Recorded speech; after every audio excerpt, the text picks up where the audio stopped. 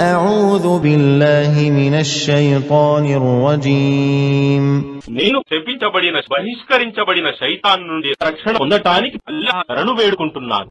إن الله يدخل الذين آمنوا وعملوا الصالحات جنات تجري من تحتها الأنهار والذين كفروا يتمتعون ويأكلون كما تأكل الأنعام والنار مثوى لهم. నిశ్చయంగా అల్లాహ్ విశ్వసించి సత్కార్యాలు చేసే వారిని స్వర్గవనాలలో ప్రవేశింపజేస్తాడు.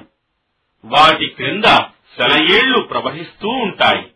మరియు సత్యాన్ని తిరస్కరించి భోగభాగ్యాలలో మునిగి ఉండి పశువుల మాదిరిగా తింటున్న వారి నివాసం నరకాగ్నియే అవుతుంది.